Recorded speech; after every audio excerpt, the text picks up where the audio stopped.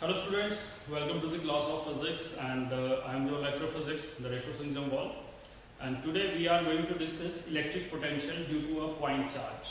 Okay? तो अगर आपको याद है तो हमने प्रीवियस लेक्चर में इलेक्ट्रिक पोटेंशियल की डेफिनेशन जो है उसके बारे में डिस्कस किया था, तो जल्दी से उसको रिवाइज कर लेते हैं। इलेक्ट्रिक पोटेंशियल होता क्या है? Electric potential is the amount of work done in bringing a unit positive test charge from infinity to the observation point. Okay, तो वही जो वर्क डन है उसकी वैल्यू को हमने फाइंड आउट करना है। आपको पता वर्क डन ही पोटेंशियल होता है, तो ऑब्वियसली वर्क डन की वैल्यू निकाल लेंगे तो हम पोटेंशियल की वैल्यू को फाइंड आउट कर सकते हैं। तो चलिए आज हमने वही चीज़ जो है वो पढ़नी है कि किस तरीके से हम किसी एक पॉइंट के ऊपर जो है वो इलेक्ट्रिक पोटेंशियल की वैल्यू को फाइंड आउट कर सकते हैं। तो हमारा टॉपिक है electric potential due to a point charge. तो बेटा इसकी डायग्राम को ध्यान से समझ लेना, क्योंकि डायग्राम समझ आ गई तो मतलब आपका पूरा क्वेश्चन जो है वो आपको समझ आ गया। तो चलिए अगेन मैं आप एक सोर्स चार्ज है उसको ले लेता हूं। ये हमारे पास एक सोर्स चार्ज है Q। ओके, अगर एक सोर्स चार्ज है तो इसकी अपनी एक फील्ड होगी। तो यहां पे एक P पॉइंट रख लेते हैं। P is the observation point where we have to find out the electric potential. हमने इस P पॉइंट के ऊपर इस चार्ज का पोटेंशियल फाइंड आउट करना है, और जैसे ये डिस्टेंस होगा और ये जो है ये इन्फिनिटी डिस्टेंस होगा। P पॉइंट ऑब्जर्वेशन पॉइंट है जहां पे हम इलेक्ट्रिक पोटेंशियल की वैल्यू को फाइंड आउट करना चाहते हैं। किसकी? इस सोर्स चार्ज की। ओके, ये जो ऑब्जर्वेशन पॉइंट है इसका डिस्टेंस रख लेते हैं स्मॉल r। सोर्स चार्ज से इस ऑब्जर्वेशन पॉइंट का डिस्टेंस रख लिया हमने स्मॉल r। अब पोटेंशियल होता है क्या? Amount of work done in bringing a unit positive test charge from infinity to the observation point. अब अगर हमें फिर क्या चाहिए टेस्ट चार्ज, तो मैं एक यूनिट पॉजिटिव टेस्ट चार्ज को लेता हूं, वो इन्फिनिटी से हम जब उसको P पॉइंट पे लेके आएंगे, ऑब्जर्वेशन पॉइंट पे लेके आएंगे, तो वो जो वर्क डन होगा वो आपके पास इलेक्ट्रिक पोटेंशियल होगा। तो चलिए हम कंसीडर करते हैं कि किसी एक पॉइंट ऑफ टाइम पे ये जो यूनिट पॉजिटिव चार्ज है टेस्ट चार्ज, किसी भी एक पॉइंट ऑफ टाइम पे ये कहां पे होगा? ए पॉइंट पे होगा। ठीक है, ये जो किसी एक पॉइंट ऑफ टाइम पे ये टेस्ट चार्ज जो वो कहां पे होगा? ए पे होगा। तो ए का जो डिस्टेंस है उसको हम रख लेते हैं स्मॉल x। कहां से? सोर्स चार्ज से। सोर्स चार्ज से ये जो ए पॉइंट है किसी एक टाइम के ऊपर जब ये टेस्ट चार्ज यहाँ पे होगा, क्योंकि यहाँ से यहाँ आएगा तो किसी एक पॉइंट ऑफ टाइम पे यहाँ पे भी होगा, तो इस ए पॉइंट का डिस्टेंस जो वो क्या रख लेते हैं? x रख लेते हैं। अब हमने क्या करना है, देखिए वर्क डन कैसे होगा? ये पॉजिटिव चार्ज है, ये भी पॉजिटिव है, तो ये इसको इस तरफ रिपेल कर रहा है। फोर्स किस तरफ लगा रहा है? आउटवर्ड। लेकिन अगर ये टेस्ट चार्ज अगर आप इसके फोर्स के अकॉर्डिंगली अगर मूव करता है तो कोई वर्क डन होगा? नहीं होगा। आपने 11th में पढ़ा होगा कि हमेशा वर्क डन तभी होता है जब हम अगेंस्ट द फोर्स वर्क करते हैं, वर्क तभी काउंट किया जाता है। ठीक है, तो अब ये इसको इस तरफ रिपेल कर रहा है, लेकिन हम चार्ज को किस तरफ मूव करवा रहे हैं? अपोजिट डायरेक्शन में, फोर्स की अपोजिट डायरेक्शन में, तभी तो हमारा वर्क डन जो क्या होगा? काउंट होगा। तो चलिए हाँ, अब हम क्या करेंगे? वर्क को निकालेंगे। तो आपको पता है, आपने 11th में ये चीज पढ़ी हुई है कि वर्क को हम कभी भी पूरा वर्क डन जो है यहां से लेकर यहां तक हम इकट्ठा नहीं निकाल सकते। पहले हम small amount of work done निकालते हैं और बाद में इंटीग्रेट करके टोटल वर्क डन निकाल देते हैं। तो वही चीज जो अब हम यहां पे भी करने जा रहे हैं। तो सबसे पहले फोर्स इसके ऊपर जो लग रही है उसको फाइंड आउट कर लेते हैं as force experienced by unit test charge। Force experienced by unit test charge is given by, तो चलिए फोर्स की वैल्यू निकालते हैं। F इज इक्वल टू क्या होगा? 1/4 pi epsilon not Q1 Q2 upon R square, यही होता है। तो Q1 ये वाला Q इंटू Q2, ये सेकंड चार्ज ये है, इसकी वैल्यू कितनी है 1 अपॉन R स्क्वायर डिस्टेंस। तो इस टेस्ट चार्ज को कहां पे रखा हुआ हमने, इस पॉइंट पे A पे, तो इसका जो क्या है डिस्टेंस है वो क्या होगा x का square. Okay, as force experience by the unit test charge, इधर लिख लेते हैं एट A, ठीक है, इससे आपको कंफ्यूजन नहीं होगी। At A is given by ये आ गया, ठीक है। F is equal to 1/4 pi epsilon naught, Q1 की प्लेस पे Q, Q2 की प्लेस पे 1, क्योंकि इसका चार्ज है वो क्या है 1 अपॉन R स्क्वायर डिस्टेंस। तो डिस्टेंस ये वाला R मत ले लेना बेटा, हम यहाँ पे हमने टेस्ट चार्ज को रखा हुआ है, तो ऑब्वियसली डिस्टेंस भी कौन सा लेना है, फिर ये वाला लेना है, ये आ जाएगा x स्क्वायर। बहुत सारे बच्चे यहाँ पे R स्क्वायर लिख लेते हैं, उस चीज का ध्यान रखना, ये गलती मत करना पेपर में, ये आ जाएगा x स्क्वायर। क्लियर है ये चीज, फोर्स की वैल्यू फाइंड आउट कर ली हमने। तो चलिए अब small amount of work done जो है उसको निकालना है। तो अब हम क्या करते हैं, सपोज ये जो टेस्ट चार्ज है वो A से B पॉइंट तक मूव हुआ और इसकी डिस्प्लेसमेंट हुई dx। कितनी डिस्प्लेसमेंट हुई dx, क्योंकि small amount of work done निकालना तो उसके लिए डिस्प्लेसमेंट भी क्या चाहिए स्मॉल। तो small amount of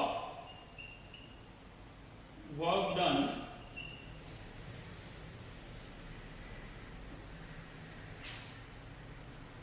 from A to B is given by, अब small amount of work done निकालना है तो क्या लिखेंगे इसको बेटा, dW is equal to work is equal to force into displacement, ठीक है।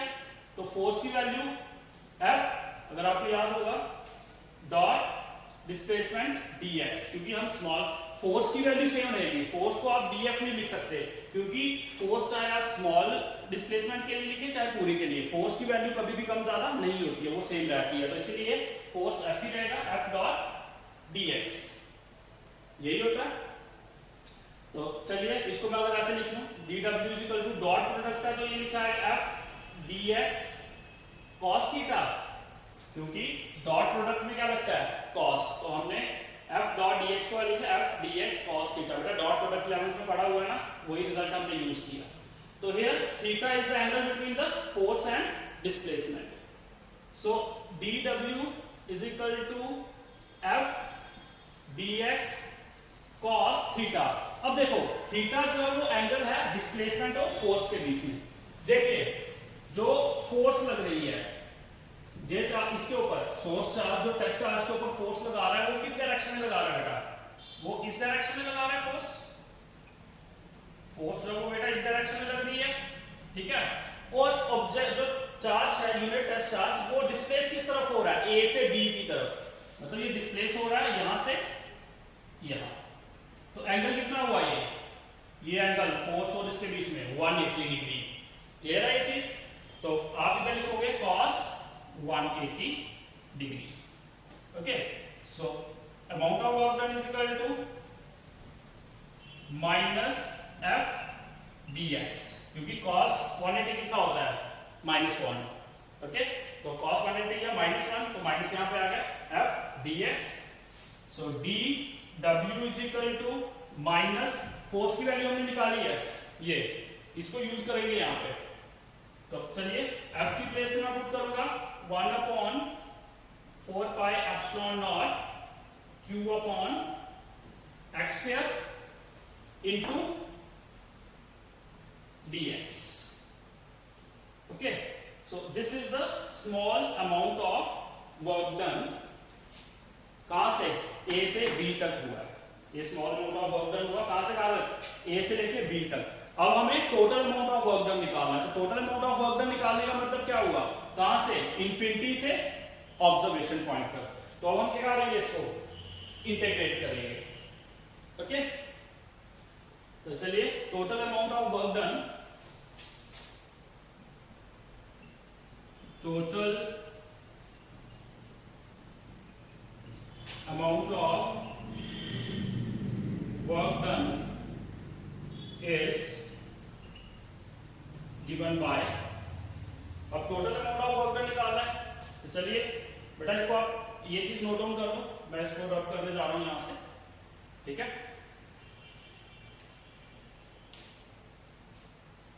करें इसको आगे, वीडियो पॉज करके कर लो इसको, जस्ट स्क्रीनशॉट लेना चाहते हो स्क्रीनशॉट ले सकते हो।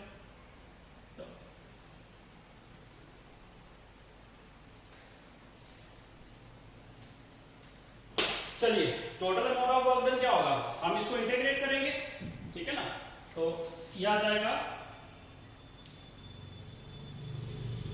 Integration dw is equal to integration -1/4 pi epsilon naught q upon x square dot dx।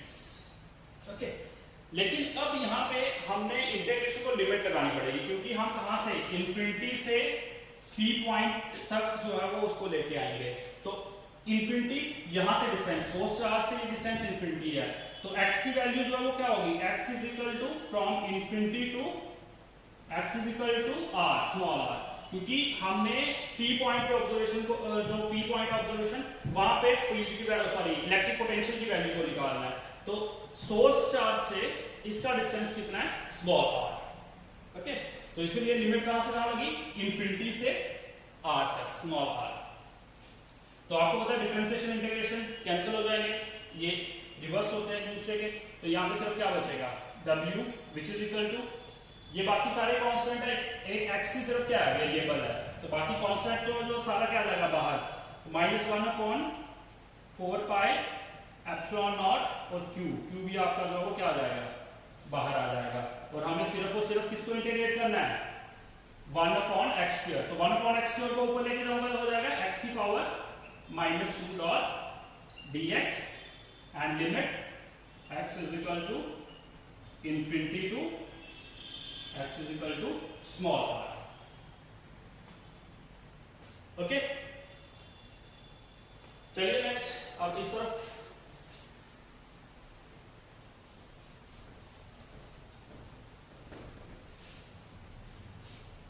चलिए इसको इंटीग्रेट करते हैं। Work is equal to -q upon 4 pi epsilon naught. अब x की पावर -2, तो इसको इंटीग्रेट करेंगे तो ये क्या बन जाएगा, x की power -2 plus 1 upon -2 plus 1, and limit जो वो कहां से कहां चल रही है, इंफिनिटी से r तक। तो ये आ जाएगा w is equal to -q upon 4 pi epsilon naught, ये आ जाएगा x की power -1 upon -1, and limit is infinity to r। अभी लिमिट को हमने इंप्लीमेंट करना है, हमने सिर्फ क्या किया, अभी इसको इंटीग्रेट किया हुआ है। ओके, तो चलिए ये माइनस इधर मल्टीप्लाई होगा तो माइनस और माइनस क्या हो जाएगा, प्लस, तो यहां पे बन जाएगा सिर्फ q upon 4 pi epsilon not, और x की पावर -1 को मैं लिखूंगा तो ये आ जाएगा 1 upon x। Okay, limit infinity से स्मॉल r। अब हम लिमिट को जो है वो इंप्लीमेंट करेंगे। So w is equal to q upon 4 pi epsilon naught, upper limit मतलब x की प्लेस पे r, 1 upon r minus lower limit क्या है, इंफिनिटी। तो जैसा कि आप जानते हो 1 अपॉन इंफिनिटी क्या होता है, 0, ठीक है। तो 1 अपॉन इंफिनिटी अगर 0 हो गया तो आपके पास वर्क क्या बचा, w is equal to q upon 4 pi epsilon naught, ऐसे लिख सकते हैं इसको हम, 1 upon 4 pi epsilon naught q upon small r, क्योंकि ये 0 हो गया तो यहाँ पे सिर्फ क्या बचा, r।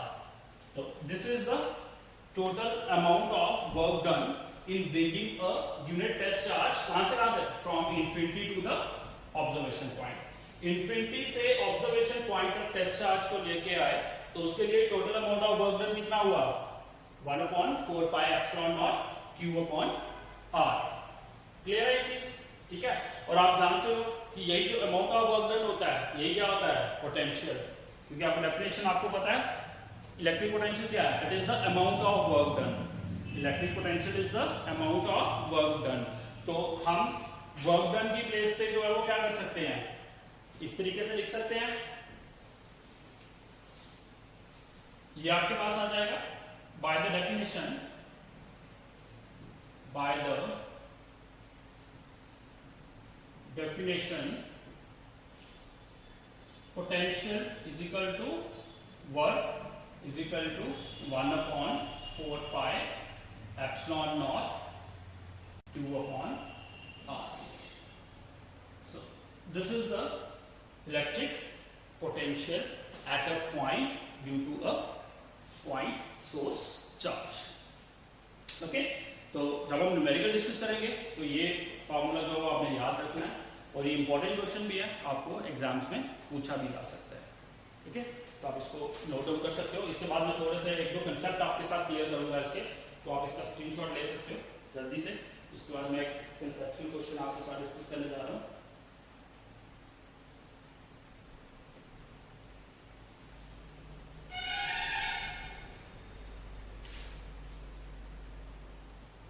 ओके, कर लिया? ठीक है, तो अब हम रब कर देते हैं उसमें।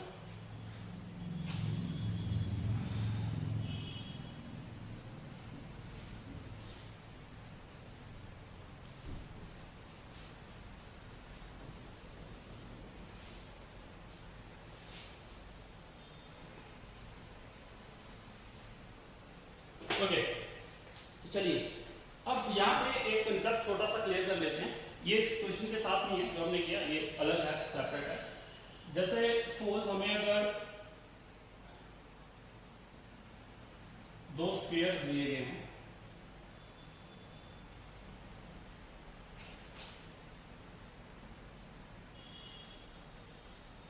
सपोज ये 2 स्फीयर है हमारे पास, ये ए स्फीयर है और दूसरा ये बी स्फीयर है। ठीक है, तो अगर इसके कॉर्नर्स पे सपोज यहाँ पे -q साइन चार्ज है, यहाँ पे -q है, यहाँ पे +q है और यहाँ पे +q चार्ज जो है वो प्लेस किया गया है।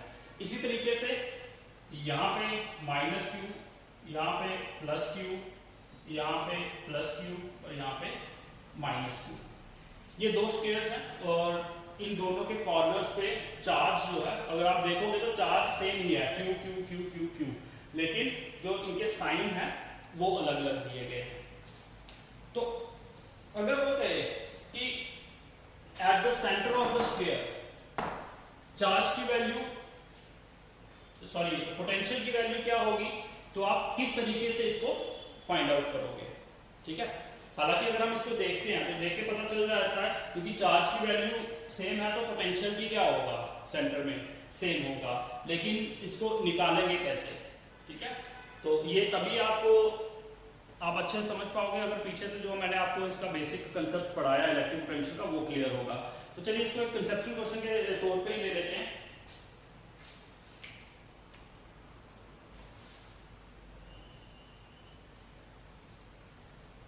कंसेप्चुअल क्वेश्चन लिख लेता हूं मैं, क्योंकि कंसेप्चुअल क्वेश्चन आजकल सिर्फ सीबीएसई वालों को नहीं, जेके बोर्ड वालों को या अदर स्टेट बोर्ड वालों को भी ये चीज पूछी जाती है। तो कंसेप्चुअल क्वेश्चन की तरीके से ले लेते हैं। जैसे ये स्क्वायर्स ये गिवन होगी, अगर हमें सपोज ये डायग्राम से गिवन है और वो कहे whether the electric potential at the centre of the square, ये ऐसे पूछ रहा है, वेदर, इधर लिख देता हूं,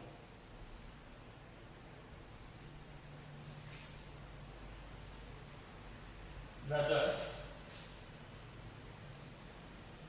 electric potential at the center of the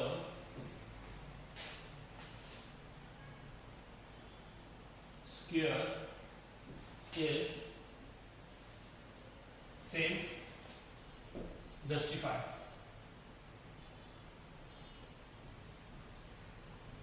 देखिए अब देख के तो पता चल जाता है कि चार्ज की वैल्यू सेम है तो आपका पोटेंशियल जो है वो सेंटर में वो भी क्या होगा, सेम होगा।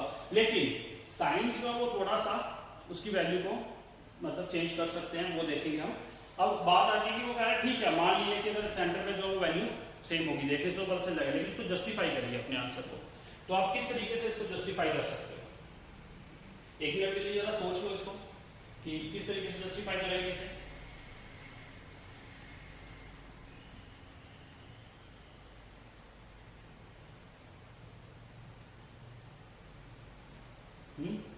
तो चलिए देखिए, सबसे पहले इसकी पोटेंशियल निकालते हैं। पहले इसको ले लेते हैं, ठीक है। Electric potential at the centre of square A is given by A square के सेंटर में पोटेंशियल को निकालना है, ठीक है। तो वो कैसे करोगे? आपको पता है पोटेंशियल क्या हो जाएगा, ऐड हो जाएगा। तो आप इसको लिख सकते हैं potential is equal to V। देखो अगर मैं इसको ये नाम दे देता हूँ स्क्वायर को, A B C D, ये भी A B C और D। इसको डायग्राम को मैं लिख लेता हूँ स्मॉल a और ये रख लेते हैं स्मॉल b, ठीक है। तो at square a is given by, कैसे लिखोगे इसको? चारों जो पोटेंशियल यहाँ पे है, ये b पे है, c पे है, d पे है, दोनों को क्या करेंगे, ऐड। क्योंकि डिस्टेंस भी तो सेम है, स्क्वायर है तो सेंटर से सभी का डिस्टेंस भी क्या होगा, आपका सेम होगा, ठीक है ना। तो ये आ जाएगा b is equal to ba plus bb plus bc plus bd।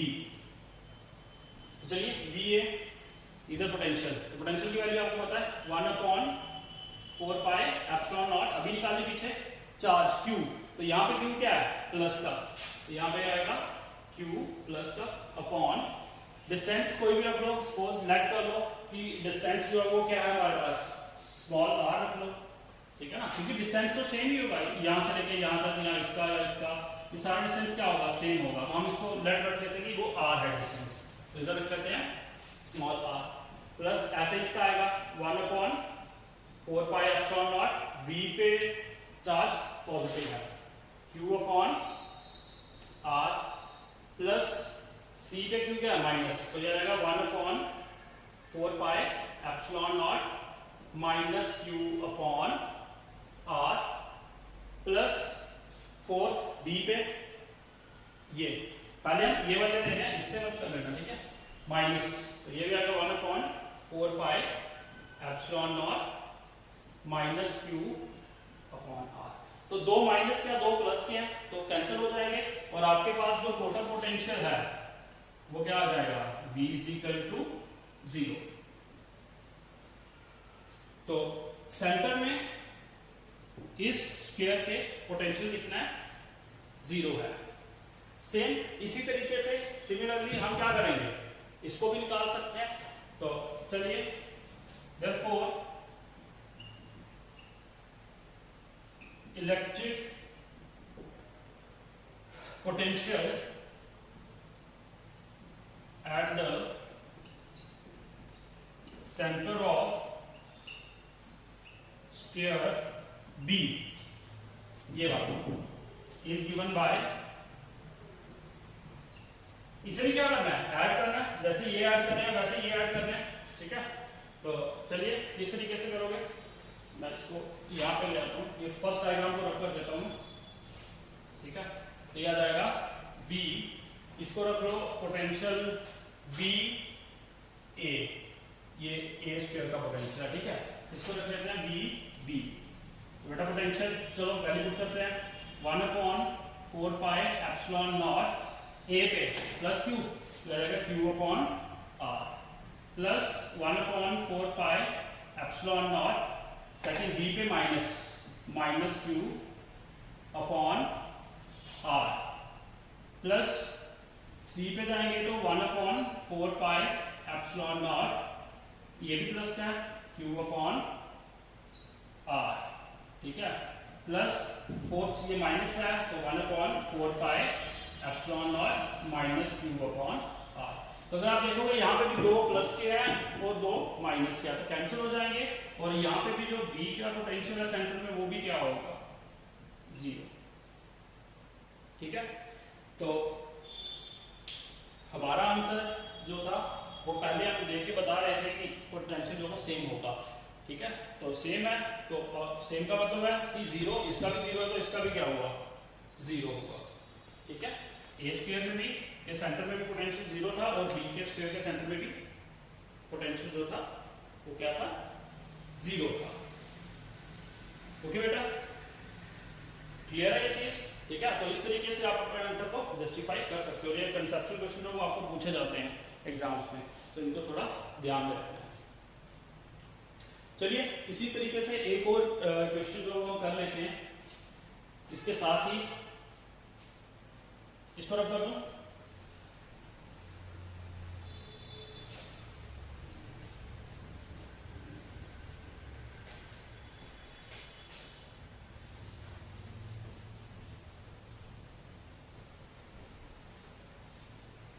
ठीक है, नेक्स्ट टॉपिक जो है वो हम ले लेते हैं। ये थोड़ा सा आपको समझाने के लिए, हालांकि पॉइंट चार्ज के तरीके से ही है, तो पॉइंट चार्ज की प्लेस पे अगर हम चार्ज बबल ले लेते हैं, जब वाटर ड्रॉपलेट ले लेते हैं, ठीक है, तो उस तरीके से अगर हमें पोटेंशियल की वैल्यू को फाइंड आउट करना हो तो किस तरीके से करेंगे। तो इसकी हेडिंग दे सकते हैं हम, electric potential of a charge liquid drop, electric potential of a charged liquid drop formed by n small charged liquid drops, formed by n small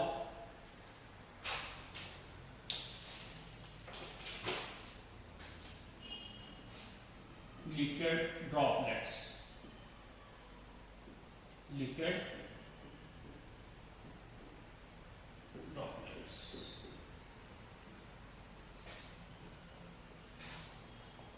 okay, बेटा ये चीज देख लीजिए, आपको क्लियर? हाँ ठीक है, तो हमारे पास है electric potential of a charged liquid drop. हमने एक चार्ज्ड लिक्विड ड्रॉप का पोटेंशियल निकालना है, ठीक है, और वो जो चार्ज्ड लिक्विड ड्रॉप है वो n number of small droplets से बना हुआ है, छोटे छोटे ड्रॉपलेट्स हैं। ठीक है, जैसे सपोज इस तरीके से, ये इस तरीके से छोटे छोटे ड्रॉपलेट्स हैं, लाइक दिस।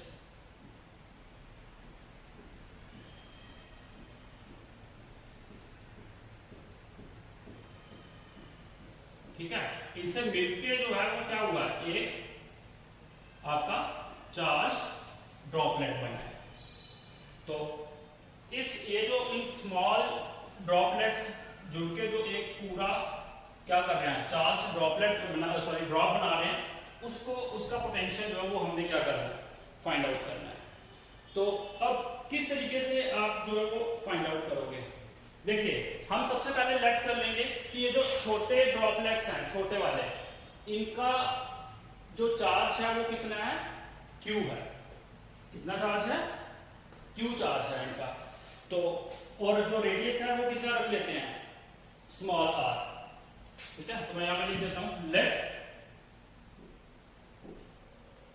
कर लेते हैं इन a small droplet of radius r, let a small droplet of radius r having charge q। ठीक है, वो जो स्मॉल ड्रॉपलेट है उसका रेडियस जो है वो क्या है, स्मॉल r है, और चार्ज कितना है, q है। तो चलिए इलेक्ट्रिक पोटेंशियल निकाल लेते हैं कि एक का एक ड्रॉपलेट का इलेक्ट्रिक पोटेंशियल क्या होगा। So therefore electric potential of a small droplet is given by, क्या आएगा, वही पोटेंशियल का फॉर्मूला लगा लेते हैं, V S, स्मॉल s लिख रहा हूं क्योंकि स्मॉल जो ड्रॉपलेट है उसके लिए, is equal to 1/4 pi epsilon naught Q upon R। एक जो स्मॉल ड्रॉपलेट है उसका पोटेंशियल जो है वो ये आया, ठीक है। एक जो स्मॉल ड्रॉपलेट जो था उसका पोटेंशियल ये आया। अब जब ये सारे कंबाइन होके क्या करेंगे, पूरा बड़ा ड्रॉपलेट बनाएंगे, तो when n number of droplets combines and form large droplet, large drop, then एक चीज मेरे को यहाँ पे बताइए कि जब ये छोटे छोटे सारे ड्रॉपलेट्स मिलकर जब ये एक बड़ा ड्रॉप बनाते हैं, ठीक है, तो उस केस में volume of large drop is equal to volume of N number of droplets होंगे कि नहीं होंगे, volume of N number of droplets बेटा बराबर होंगे जो एक पूरे का वॉल्यूम होगा, बेटा ये एक पूरे ड्रॉपलेट का जो वॉल्यूम होगा वो इन सभी छोटे छोटे के वॉल्यूम के बराबर होगा कि नहीं होगा, ठीक है ना। अगर सभी को कंबाइन करेंगे तो ये वॉल्यूम बनेगा, तो वही चीज यहाँ पे लिखी है, volume of large drop is equal to volume of N number of droplets. जो एन नंबर ऑफ ड्रॉपलेट्स है उन सभी के वॉल्यूम को मिलाएंगे तो वो बड़े ड्रॉप के बराबर होगा, ठीक है। तो अब हमने क्या करना है, ड्रॉप जो है उसके वॉल्यूम जो है उसकी वैल्यू को पुट करना है। तो चलिए ये volume of the large of 4/3 pi r3, इसको इसका रेडियस मतलब जो है वो क्या रख लेते हैं, r, कैपिटल R रख लेते हैं, ठीक है। जो डिस्टेंस है, ऑब्जर्वेशन पॉइंट का जो डिस्टेंस है वो क्या रख लेते हैं, r3, which is equal to, इसमें वॉल्यूम क्या बनेगा, n इंटू 4/3 पाई r3। इसमें आपके पास क्या होगा, 4/3 पाई r³ होगा, क्योंकि यहाँ पे स्मॉल ड्रॉपलेट का रेडियस क्या है, स्मॉल r है, और उसका जो है बड़े ड्रॉपलेट का कितना है, r³ है। तो यहाँ से देखिए जो जो चीजें कैंसिल होती हैं, जैसे 4/3 कैंसिल हो जाएगा, पाई और पाई कैंसिल हो जाएगा, ठीक है, और आपके पास बचेगा r³ is equal to n r³। तो अगर क्यूब रूट को इधर लेके जाते हैं, ठीक है, तो r की वैल्यू क्या बनेगी, r इज इक्वल टू, इधर लेके जाएंगे n की पावर 1/3, क्यूब रूट होगा, और इसका कैंसिल हो जाएगा, और यहाँ पे सिर्फ क्या बचेगा, r बचेगा। बेटा ये चीज क्लियर है, वैसे स्क्वायर होता है ना, तो अगर अंदर स्क्वायर होता तो यहाँ पे आपने अंडर रूट कर देना था, ठीक है। तो अभी यहाँ पे क्यूब रूट है, तो यहाँ पे क्यूब रूट किया तो n की पावर 1/3 हो गई, और इसका क्यूब और इसका क्यूब कैंसिल हो गया, और यहाँ पे सिर्फ क्या बचा, स्मॉल r बचा है, ठीक है। तो अब मैं यहाँ पे आ रहा हूँ, इसको आप नोट डाउन कर लो थोड़ा सा, इसके आगे मैं इसको थोड़ा सा सॉल्व करूंगा, स्क्रीनशॉट ले लो इसका।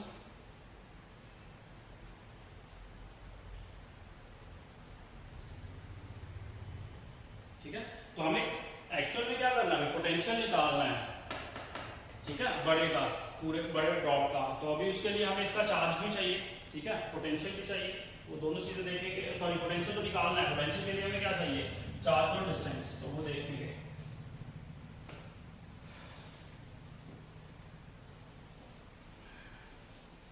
ठीक है, तो R इज इक्वल टू, ये आ गई R की वैल्यू यहाँ पे। ओके, R की वैल्यू आ गई। अब क्या चाहिए, चार्ज चाहिए।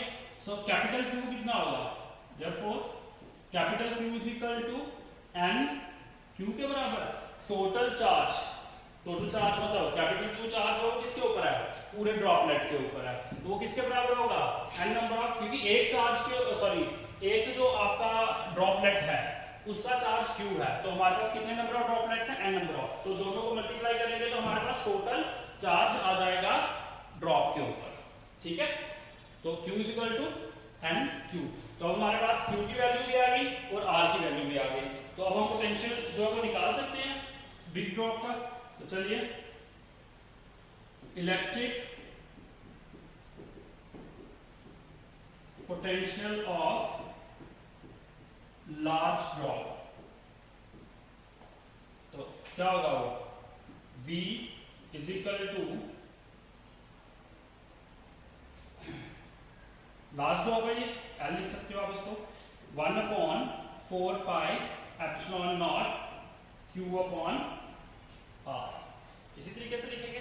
तो बेटा यहाँ पे Q की वैल्यू है, Q की प्लेस पे हम क्या लिख सकते हैं, N Q अपॉन R की वैल्यू N 1/3 इंटू R, तो वॉल्यूम 1/4 पाई एप्सिलॉन नॉट। अब देखो ये n, ये इधर n की पावर 1 है, इधर n की पावर कितना है, 1/3, तो जब ये ऊपर जाएगा, ऊपर जाके क्या बनेगा, ये 1 माइनस 1/3, तो 1 माइनस 1/3 कितना होता है, 2/3, तो मैं यहाँ पे लिख लूंगा n की power 2/3 Q upon R। Clear है ये चीज, ठीक है। तो अब अगर आप यहां पे देखोगे,